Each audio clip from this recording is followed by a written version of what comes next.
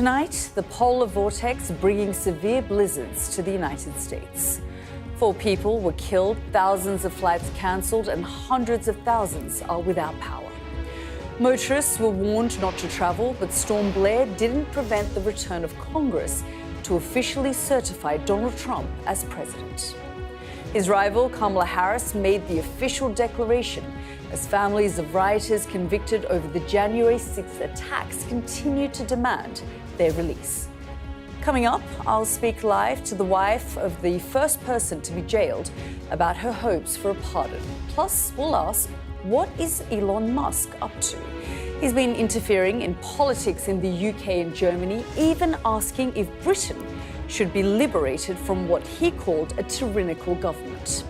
Plus, from golden child to political outcast, how Canada's Justin Trudeau lost the trust of voters and his party.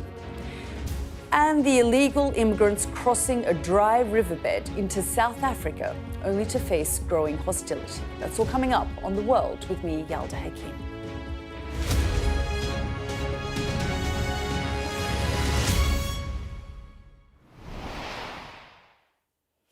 Good evening and welcome back to the first programme of 2025. It's January 6th, a day of dark significance. On this very day, 4 years ago, Donald Trump's supporters who believed the 2020 election result was fraudulent stormed the Capitol. Today, he was officially certified as president without any drama by the woman who ran against him. We'll have the action in Washington in just a few minutes' time. But first, I want to focus on the extreme weather disrupting parts of the United States. Some 60 million people are currently under weather alerts across 30 states because of Storm Blair. Temperatures are as low as minus 25 Celsius. Snow is predicted to reach as high as 35 centimetres, with severe thunderstorms, tornadoes and high winds expected. David Blevins reports. It's the worst winter storm to hit the United States in a decade, the Midwest bearing the brunt of the blizzard. The snow reached Washington in the early hours, blanketing a region 30 states wide. That placed 60 million Americans under a weather alert, 7 states forced to declare an emergency. Hundreds of flights were either cancelled or delayed, and with train services disrupted too, the National Weather Service advised people to avoid all but essential travel. They're used to snow here in the capital, but not this amount of it. In most parts of the district, it's 6 inches deep. And some isolated areas are recording 12 inches. That's a foot of snow they're commuting through. That requires ingenuity. Some found a way to reach their destination, while others had their hands full making the most of the winter wonderland. There's a winter weather alert across 30 states, and here you are building a snowman. What inspired you to do that today? Well, when snowing in DC, right? We're both from Florida, and so this is like our first snow ever, and so we just needed to really take advantage of it. I'm from California. We very rarely get snow, and so when I get snow, not by choice, I decide to have fun with it. Honestly, it's been very nice, very peaceful. I don't mind it. Get ready! Charge! With federal government and schools shut, dozens faced off in what's become an annual tradition, countering the chill with a great snowball battle on Meridian Hill. And David joins us now. David, I don't suppose you joined in the snow fight there, but I mean, you know, people are enjoying the snow as they often do, but of course it's brought huge amount of disruption as well. That's right, Yalda. It is snowing again right now. It was snowing heavily this morning. We had a bit of a respite during the day, but it is expected to return with a vengeance this evening. And the big problem now is that the temperature is also dropping, so that snow is falling on ice, making conditions even more treacherous than they were when people wakened this morning. Sadly, there have already been 2 fatal accidents in the Midwest. When I talk about the temperature falling, it's about -5 in Washington right now, but feels much much cooler because of the wind chill. But even as far south as the Sunshine State of Florida is feeling the cold. They're about 8 degrees below normal there. And it's all caused by the polar vortex. That's what keeps the Arctic wind locked around the poles. But when it's disrupted or weakened, it moves south and causes serious problems elsewhere. And there have been serious problems. 1,800 flights cancelled, at least 700 delayed. Trains are not operating as normal. The federal government and schools have shut. And I suppose the statistics really speak for themselves. When you have 30 states under this winter weather alert, that remains in place until 1 o'clock Eastern time tomorrow morning, so 6 a.m. in the UK. So affecting a great number of people. I think the simplest way to summarise it right now is that it's cold and it's been snowing heavily, but there may be even worse to come. Yeah, absolutely. Well, David, thanks so much for bringing us up to date there from Washington, D.C. We'll let you get back into warmer conditions. Let's go live now to NBC News correspondent Antonia Hilton, who joins us from Philadelphia. Antonia, we were just speaking there to my colleague David Blevins, who is in D.C., and he said it was about -5 degrees Celsius, but it felt much colder. Just give us a sense of what's happening there in Philly. It's much the same here, a little less snow on the ground, but it's very cold, and we have that same wind chill, the same winds coming through here for us. Look, the people of Philadelphia are part of that 62 million who are under this winter storm alert, the winter storm warnings here. And although they've had a fewer inches than they've experienced in the Washington, D.C. and Maryland and Virginia area, the snow here has also been dangerous. In fact, our team has seen people on the roads here, especially some of the smaller roads that haven't been as effectively cleared, slipping and sliding throughout the day. And in fact, the Philadelphia airport just put an end to a ground stop that was in place for a while this afternoon. They were unable to get flights off the ground. And we're seeing similar things happening in the DMV, Maryland and Virginia area, as well as Missouri and Kansas, where people are buried in about 12 plus inches or more than 30 centimeters of snow right now. In terms of flights across the country, we're at over 5,600 delays and about 1,700 or so cancellations, almost 2,000 cancellations at this point. And so it's been incredibly frustrating for Americans who either depend on the roads to get to work or to school, or who are depending on those flights. It's been really challenging, and a lot of delays likely to continue into tomorrow, even as we expect this system to move over the Atlantic and be out of our way. We know that the impact of all this on transportation will continue, and certainly the schools are going to be behind this week as well. The good news is that system's out of the way. Bad news is the chill is going to be here now for days to come, though. Back to you. Yeah, absolutely. Antonia, thank you so much. Well, as we've been saying, we are exactly 2 weeks away from the inauguration of Donald Trump. It's a day of ceremony, often held in freezing conditions. Today, January 6th, is traditionally the day the new president is officially certified by Congress. That did go ahead despite the weather. The declaration was made by Kamala Harris, leader of the Senate, after she was, of course, emphatically beaten in the election. That date is now largely remembered because of this. Hundreds of Donald Trump supporters storming the Capitol. Joe Biden has urged Americans not to forget what happened on that day 4 years ago, even as Donald Trump pledges to pardon all of those convicted on his first day in office. That's up to 800 people. In a moment, I'll be speaking to a woman who hopes her husband will soon walk free, and a police officer who fears for his life and says his life would be in danger if that happens. But let's get started with a report from our US correspondent, James Matthews.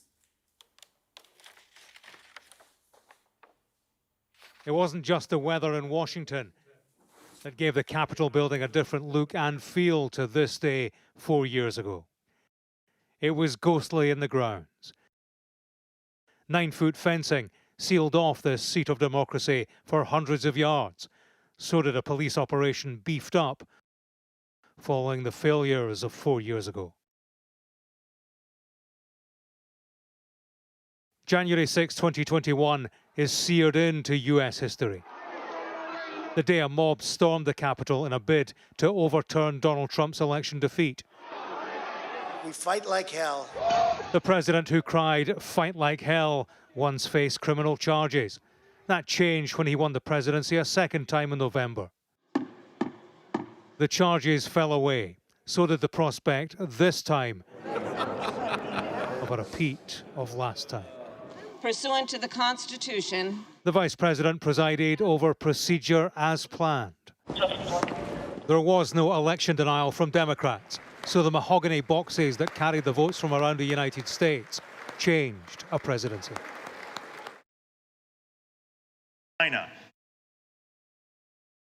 Donald J. Trump of the state of Florida has received 312 votes. Kamala D. Harris. Ultimately, the ceremony certified Donald Trump's victory. It was about what should be the norm and what the American people should be able to take for granted, which is that one of the most important pillars of our democracy is that there will be a peaceful transfer of power. For a period, this place was under the control of a marauding mob. There was smashed glass, tear gas. The building was smeared with blood, and the crowd chanted, "Hang Mike Pence," the vice president at the time, who was in charge of the certification process. Donald Trump has promised a pardon for many of the rioters, some now in jail. On the anniversary, their families marched around the Capitol. Their due process was violated by the way the DOJ went after the American citizens. They committed a crime. There was a riot on the Capitol, the seat of democracy. You know, that once again, that is one of the opinions that people do have. And Is it not fair? You know, I think it's fair for you to have whatever opinion is that you would like. Oh, John Brown's body lies a moldering in the grave. It's an issue awaiting Donald Trump's inauguration in 2 weeks' time. It is January the 6th. And we haven't heard the last of it. Hallelujah. James Matthews, Sky News in Washington. Well, one of the people that James spoke to in his piece there was Nicole Reffitt, whose husband, Guy, was the first to be convicted for taking part in January the 6th riots. She's now an organiser of the protest movement Freedom Corner. She joins us live now. Thank you so much, Nicole, for joining us here on the programme. You're speaking there to my colleague, James. But of course, you are working and lobbying to have your husband and many other of the rioters of January 6th walk free. Are you hoping that Donald Trump will pardon your husband and many others? Well, you know, I believe Donald Trump is a man of his word, and he is going to go forward with positive movements in the Jan 6 movement. I personally believe, even though most people's due process was violated, I do think a commutation is the best way to go, so we can look at each one of these cases individually and see where people really were bad actors, or did the DOJ overcharge them. 9 people ended up dead on that day as a result of the riots. Do you believe that what your husband ultimately did was an illegal act? You know, no, it was a First Amendment activity. Many Americans went there that day to protest something that they thought lacked integrity. And, you know, the people that died that day, Ashley Babbitt, Roseanne Boylan, Kevin Greason, and Benjamin Phillips, all their lives were taken at the hands of the officers there that day. Well, there were no officers that died on the day. It was, and we are going to be speaking to an officer in the next few minutes who will contradict what you've just said. But it was your son who actually handed your husband over to the FBI. He informed them of the activities of your husband. Has this created a rift and divided your family? Oh, it's been extremely difficult, but I don't think it's unusual in this political climate, not just in America, but even in your own country, where families are divided over political ideology. And your daughter has also spoken out and said that she believes what your husband did was wrong and illegal, and the fact that he was imprisoned was the right thing. I'm not really sure of that quote. I know that my both of our daughters, they believe that their dad has served time and that he should be out. He was recently resentenced after the SCOTUS took down the 1512C2 charge. And, you know, we have many activist judges here in DC, and they are sentencing people of their opinion of the day and not necessarily the crimes they committed. The police officer that we're hoping to speak to on the program says that he has had colleagues who, died on that day, the colleagues who were severely traumatized. He himself says that he is worried about his own safety and that his life is in danger. What would you say to him? Well, first, I would say that there was not one officer that died on the grounds that day at all. That is a false narrative. And I would hope that, that through Donald Trump being reelected, that we will have unity in this country again. And I believe that with the real investigation to the acts of that day, we will see that the narrative isn't quite as true as the regime has said it is. You said that the rioters who went out that day were exercising their First Amendment rights. But what would you say to people who would say, actually, it sort of went against American democracy and that this hasn't happened in the course of your history? Well, exactly. And I don't think that we've had an election as the one that we had in 2020 that lacked as much integrity as it had. If chaos had not ensued on the grounds that day, I do believe that the votes would have been sent back to the states and we would have a different story right now. But unfortunately, that's not what happened. Do you think that Donald Trump encouraged those riots? I think that he encouraged the American people to stand up for what they believe in. How did you respond when, on January 7, Donald Trump said that those who engaged in acts of violence and destruction, you do not represent our country, and those who have broken the law, you will pay? Well, absolutely. We are, a country of law and order, and I believe that we do need that. But what we have seen through this process, and I think that President Trump sees now, is that the DOJ, our Department of Justice, and the FBI has been weaponized against the American people, even well before January 6th. Nicole, thank you so much for joining us here on the program. Thank you. Free Tommy Robinson!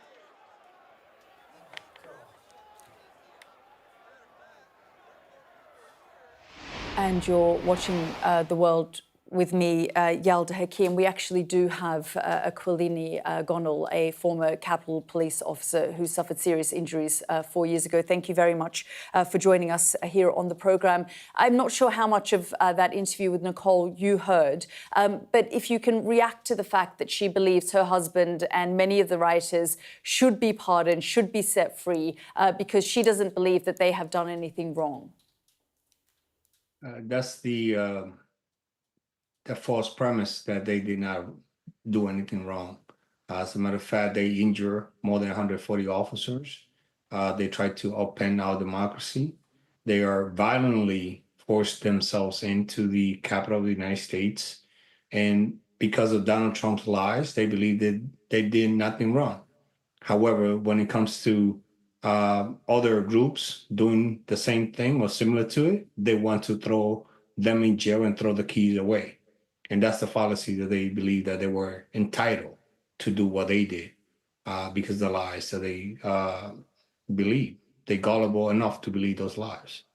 Nicole, the wife of one of the rioters of January 6, says she hopes that Donald Trump will pardon her husband. She says she believes Donald Trump is a man of his word and he will do that.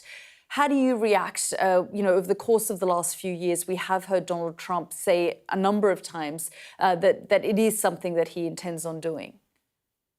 Whether he does it or not, it doesn't take away of any of the sacrifices that myself and my colleagues did on January 6th.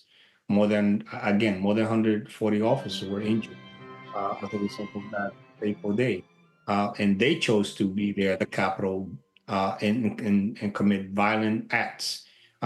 We, the officers, were doing our duty. We were holding the Constitution and defending ourselves from the violent mob. I mean, those images that you are showing, those are not peaceful. Those are people who are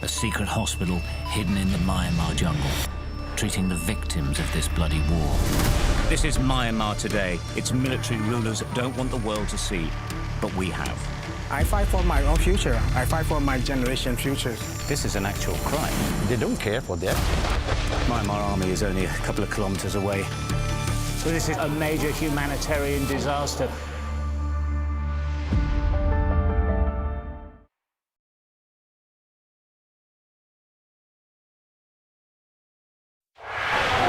Turkey is burying its dead.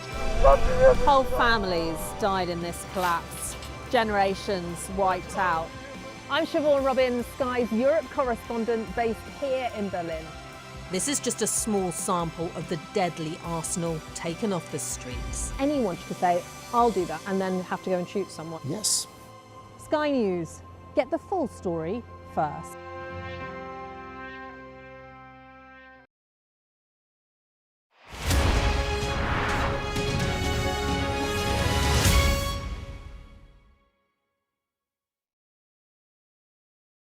I'm James Matthews, and I'm Sky's US correspondent, based here in Washington, D.C. Donald Trump, it would appear, is about to learn his fate. There's no doubting the strength of this hurricane as it roars through. Sky News, get the full story first. Do you fear a fourth indictment? He's from Sky News. He's from Sky News. He's entitled to ask me questions. There's always more to the news than a headline. We want to discover, to delve a little deeper, to find out what's really going on. Explanation, analysis, the people at the heart of every story. I'm Neil Patterson, and this is the Sky News Daily Podcast. So, by the end, we'll hopefully all understand what's going on in the world just that little better. Available wherever you get your podcasts. We've got your Sunday mornings covered. From the front page and the sounds of the streets to the voices of the people who make the major calls and big picture politics beyond Westminster. We'll put you at the heart of our story. A new start to Sunday. I'm ready. Are you? Join me, Trevor Phillips, Sunday mornings on Sky News. Welcome back. We've been looking ahead to what Donald Trump could do in his first day in office. There is one man who's been wielding his newfound proximity to power. That's, of course, Elon Musk, who's been calling for an investigation into UK grooming gangs. But that's not all he's been up to. Just have a look. Unabhängig von Herkunft, sexueller Identität, Religion.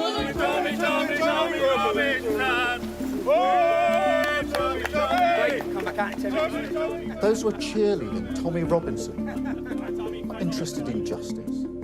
They're supporting a man who went to prison for nearly collapsing a grooming case.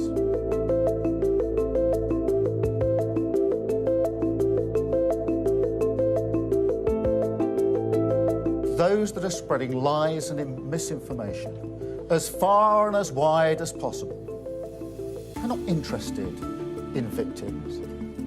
They're interested in themselves.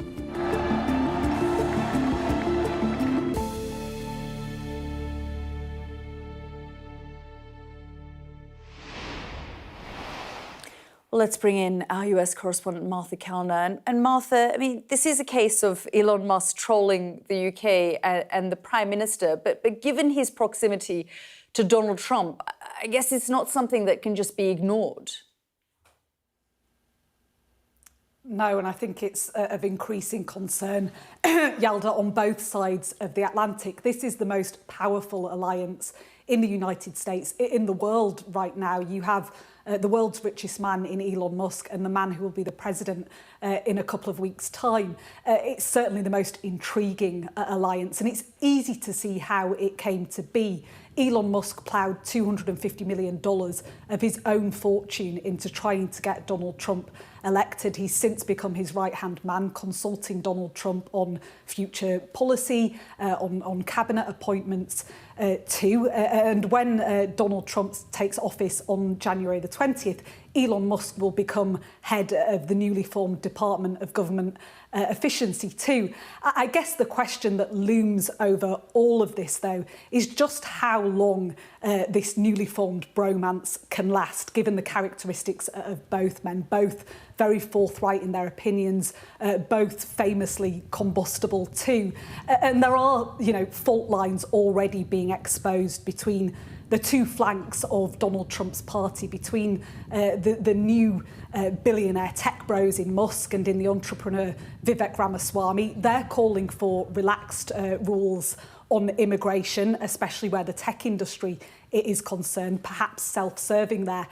So they're facing off now with the more traditional Make America Great Again part of Donald Trump's party, who are a very hard line on immigration. So it will be interesting to see how that affects the relationship between the two men and how long it will last. That's the big question everyone has right now. Yeah, absolutely. I mean, you've got, as you say, the MAGA diehards on the one hand, and then, as you say, the tech bros, the tech billionaires, all coming to Washington. Again, for the tech guys, the first time that they're having such a stranglehold on things in Washington, and whether that then sort of erupts from within will be interesting to see over the coming weeks and months. But just Elon Musk, this is not the first time we've seen him sort of troll and make these sorts of remarks about the Prime Minister here, the UK, and whether that, he has the ability to shape Donald Trump's opinions on the so-called special relationship. Yeah, and I think, Yalda, there's a lot of uncertainty about just how much a lot of what Elon Musk's spewing on X is his own personal opinions, and how much of that he's sharing with Donald Trump, and how much he's trying to influence Donald Trump's policy, his foreign policy. I think what's also interesting is just how much this will affect the first meeting between Donald Trump and Keir Starmer. They met back in September last year. It's in both the interests of the US and the UK to preserve the so-called special relationship. But that becomes very difficult when you have an official member of Donald Trump's cabinet in Elon Musk taking to X at all times of the day on all manner of issues, calling for the release of Tommy Robinson, attacking Keir Starmer falsely, he says, for trying to protect child rapists, calling for the dissolution of Parliament. When Keir Starmer and Donald Trump do meet for the first time after Donald Trump takes office again, Keir Starmer would be well within his rights to insist that Donald Trump put Elon Musk on a leash. And I think also questions about, how much will Elon Musk be in the White House? Will he take up a permanent residence in Washington, D.C.? And again, how long can that relationship last? Yeah, Martha, thank you so much for bringing us up to date there and your analysis. Let's bring in Ryan Broderick, a journalist who specialises in the internet and digital culture. And of course, you've also been doing a lot of research and looking into the sort of thinking of Elon Musk. We've just been talking about the fact that he continues to use his very powerful platform, albeit a very different platform now to its former self, in X, to sort of target and go after Keir Starmer and the UK. This isn't the first time he's done this. No, he likes to sort of pick a main character every couple of weeks and go after them. He's also working sort of across Europe right now, connecting with different far-right parties. So he's been linked to Giorgia Meloni in Italy. He's retweeting stuff from Geert Wilders in the Netherlands. He's showing huge amounts of support for Germany's AfD party. He is very much trying to find friends. And I think it's useful to think of X as sort of a spotlight that he can sort of shine up in the air and find, politically similarly minded people. So I guess the question is, does he truly believe what he's saying and tweeting, or is it just, using X as a platform to sort of create that kind of conversation so that, people right around the world are talking about him and talking about the issues that he's raising? I think it is very naive at this point to assume that he does not hold some conservative or possibly far-right political beliefs. He's been very vocal about defeating the quote-unquote woke mind virus. He is very vocal about race science, about immigration. He has run through the checklist of every conservative reactionary viewpoint you can have, and he seems to be very vocal about them. I also, though, don't want to give him too much credit as some sort of political mastermind.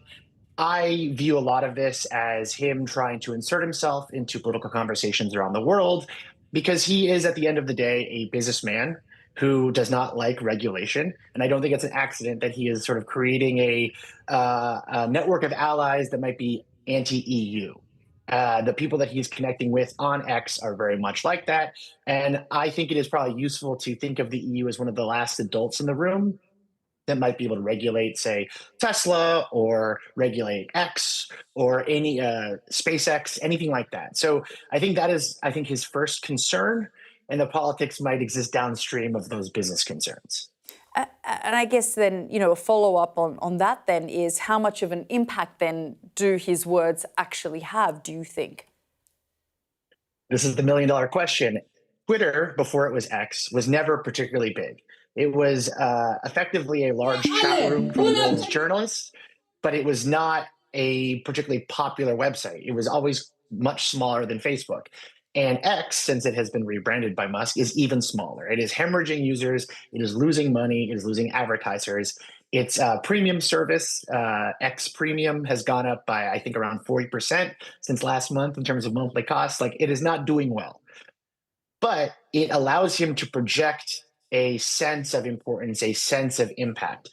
And because there's so much political chaos with the new Trump administration coming in, I think that is very useful for him. He can say, oh, I can take credit for the rise of far-right politics in Germany, even though he has no impact on how Germans vote. It is a way to make himself feel very big. And in the world of populist politics, that is kind of all that matters, is you want to seem like you're important, seem like you're popular, seem like you matter. And X solves that for him. Well, in many ways, he does matter, given his proximity to Donald Trump. I mean, some people are even calling him a de facto president just because he has Donald Trump's ear, and Donald Trump is going to be the most powerful man on the planet. So I guess the next question is, how long do we think that this kind of bromance between the two is going to last, given both men virtually want the same thing? They like to have the platform, they have big egos, and they both like to have an opinion on all of these issues. Sure. I mean, this was the American media's problem when we were trying to cover Trump the first time, is that he was the president, which meant anything he said, anything he did became news, right? And that is now happening again to Musk. But I think one thing that has been memory hold from the first Trump administration is that he likes to fire people and he likes attention, and he doesn't seem to like people who take attention away from him. So the thing to look out for as Trump enters the White House this month is the Game of Thrones-esque power play that's probably already happening. In fact, there are reports that came out this morning that Musk is a nuisance at Mar-a-Lago.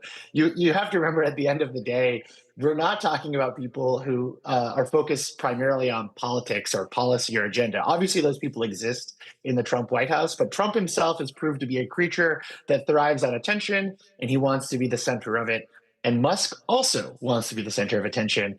And I mean, it's worth betting on exactly how long this friendship lasts.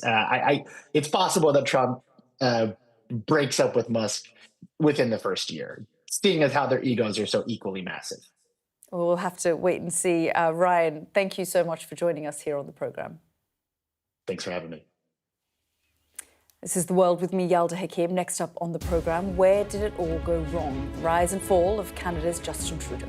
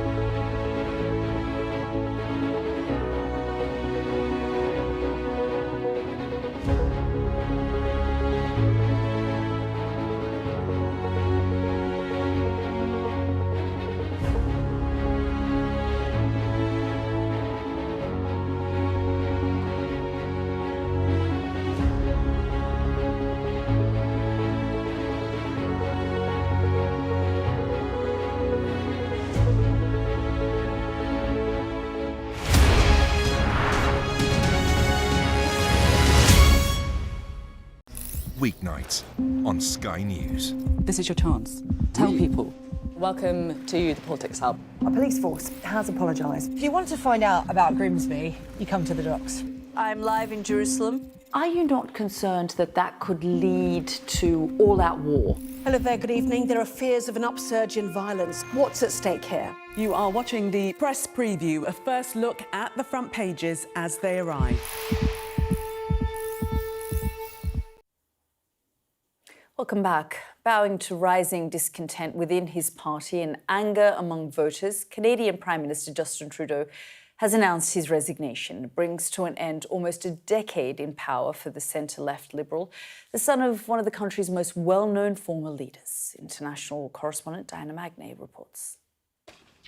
And so, after 9 years as Prime Minister, a momentous announcement from Canada's Justin Trudeau. Canadians deserve a real choice in the next election, and it has become obvious to me with the internal battles that I cannot be the one to carry the Liberal standard into the next election. A familiar face on the international circuit, the longest standing of the current G7 crew.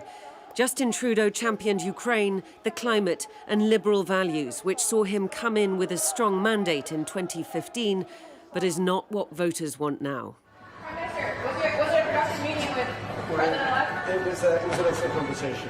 Especially not with Donald Trump threatening a 25% tariff on all Canadian goods and trolling the Canadian leader as just another governor of a US state. Trump tweeting on Truth Social after their meeting last month, "It was a pleasure to have dinner the other night with Governor Justin Trudeau of the great state of Canada.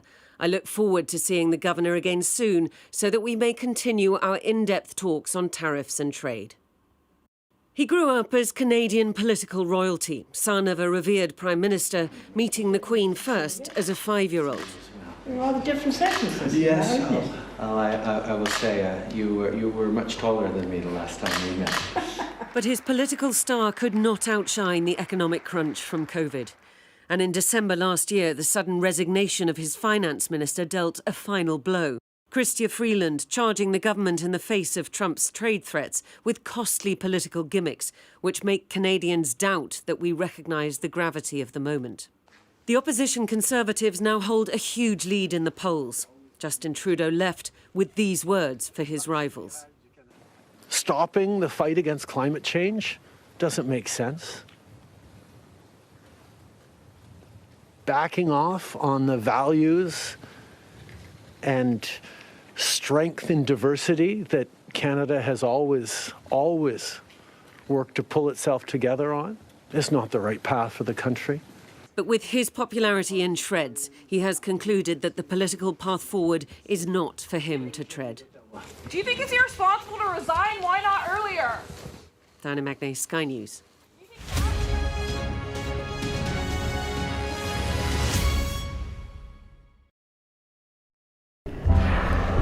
Once almost lost, these denizens of the deep are back.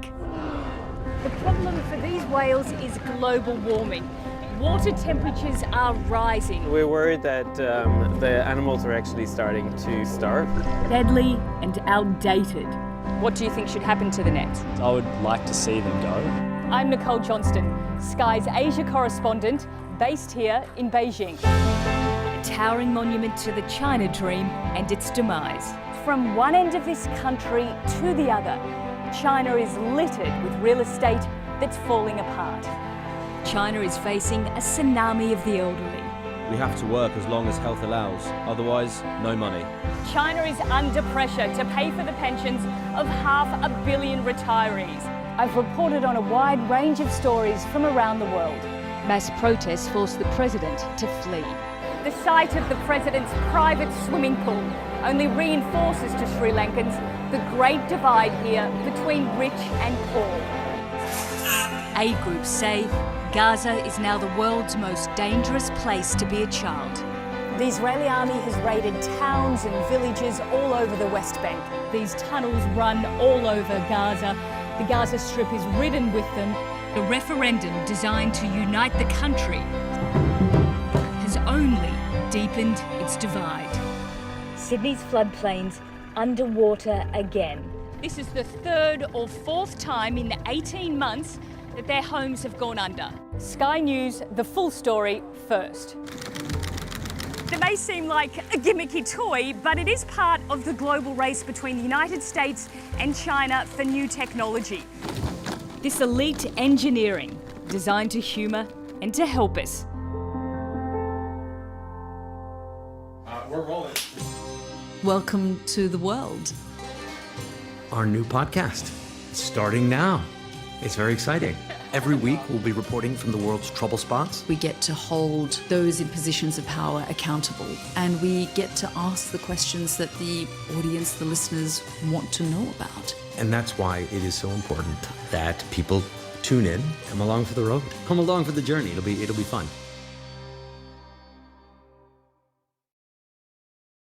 I'm James Matthews, and I'm Sky's US correspondent, based here in Washington, D.C. Donald Trump, it would appear, is about to learn his fate. There's no doubting the strength of this hurricane as it roars through. Sky News, get the full story first. Do you fear a fourth indictment? Is it a draw? He's from Sky News. He's from Sky News. He's entitled to ask me questions. There's always more to the news than a headline. We want to discover, to delve a little deeper, to find out what's really going on. Explanation, analysis, the people at the heart of every story. I'm Neil Patterson, and this is the Sky News Daily Podcast. So, by the end, we'll hopefully all understand what's going on in the world just that little better. Available wherever you get your podcasts. Welcome back to, let's go to South Africa now, where anti-immigration sentiment has spiralled in recent years, especially against those coming illegally from neighbouring Zimbabwe. It's easy for them to cross the border, but as our Africa correspondent Yusra El-Bagir reports, many end up trapped in poverty. A border that's barely there. This is South Africa's northern boundary, a meagre wire fence. Its first defence of sovereignty, as its citizens rage against illegal immigration. So this is the border fence, and this is no man's land, dividing South Africa from Zimbabwe. And people are clearly moving between the two very easily. How are you? I'm fine. Are you coming from Zim? Yes. When did you come? So it's very casual. People just seem to be coming and going as they please. The Limpopo River runs dry up to 8 months of the year. An easy crossing for people and goods, moving in and out of Zimbabwe, unhampered by border patrols. I'm crossing illegal because there's no border here. I'm not afraid to say this. Yeah. I'm not afraid to say this. I'm crossing illegal here because there's no immigration or whoever. You can't stop someone suffering. They have to find any means to come find food. A few miles from the border are shelters housing those that made it across. This one, for women and children, is full of stories of desperation and despair. To just do something, I will go. But if I don't have anything, I'll stay. How are you feeling right now?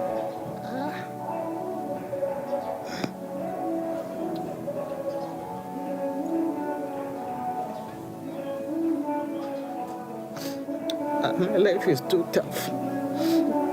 It's very difficult. For some, the crossing isn't so easy. Entrapped by smugglers promising a better life. This 14-year-old girl was trafficked here with her sisters 2 years ago and hasn't seen them since. I've gone through a lot, like they will pass through people, were robbing people. Some of them were taken away and some of them were raped. And then I ended up living here in this shelter. On the floor. Men too are battered and bruised as they pass through shelters, on their way to South Africa's big cities looking for work. For many, Johannesburg is the goal. The city of gold known for its mining. Now a trap of poverty and persecution. This is rare access into one of Johannesburg's hijacked buildings. This used to be a hospital, and now it's home to hundreds of people who can't afford to live anywhere else. It is decrepit, it's falling apart, there's rubbish everywhere. This is not a livable situation. So do you drink from this water? People drink from this. People use this water for everything. There's life in these corridors, children spilling out of the small rooms. But other corridors, burnt and blackened, speak to the death that's come from this destitution. 3 kids died in here. Some of the community tried to somehow rescue or switch the fire, put the fire off with buckets and everything. As you saw, our water supply is very slow, so we couldn't make it in time. So there's a kid that died holding this buckler like this. But for some foreigners who make it here, there's little other choice. So you'd rather be in this hijacked building than be back home in Zimbabwe? For the meantime, because if I go back home, there's nothing that I'll be doing. This is the place for those who have nowhere else to go. Human rights attorney Nomzamo Zondo has represented the residents of 120 unlawfully occupied buildings. She says undocumented immigrants are being blamed for conditions here in the inner city after walking through open borders. The call, I think, has to be one that says, once you are here, how do we make sure that you are regularized here, that you know who you are and you contribute to this economy? And therefore, we actually need to have a conversation around what we do to fix the country, as opposed to thinking that just simply pushing out, hating, hurting our African brothers will help us. There's a growing call for the mass deportation of illegal immigrants, a rallying cry here in Soweto. Once a fringe xenophobic witch hunt, Operation Dudula has become an organized movement with increasing support. Many people here, they don't work, and the illegals are working, and of which is not fair to the South Africans. So when the modern South African state was made in 1994, Mandela felt strongly about having open borders, about welcoming Africans from across the continent. What do you think about that? I think that is the highest level of sellout. You can't, when South Africans were in exile, they were in camps, and they were restricted to go to other part of those countries. So why do you allow foreigners to go all over in South Africa and run business and make girlfriends? And I mean, South Africans, they can't even have their own girlfriends because the foreigners have taken over the girlfriend space. From the girlfriend space to the employment space, pressure is on the authorities to arrest and deport undocumented people, even on a Thursday morning on their way to work. So what happened here? He doesn't have any document. We ask him to give us proof of identification. He doesn't have. We ask him if he has an ID. He doesn't have any ID. He has never had one. He was born in Zimbabwe. How are you feeling inside this truck? I don't feel anything. I don't feel anything. I'm not afraid. Obviously, it's too late. You don't want someone to enter the country illegally. You want the system to function in a way that this doesn't happen in the first place. But I think it is important to send a message out there that we do take this problem seriously, and we are motivated by the rule of law. South Africa's flawed system has become a trap for foreigners striving for a better life, walking in and being deported out. Yusrel Bagher, Sky News, South Africa. Thanks so much for watching. The news at 10 is up next. Good night.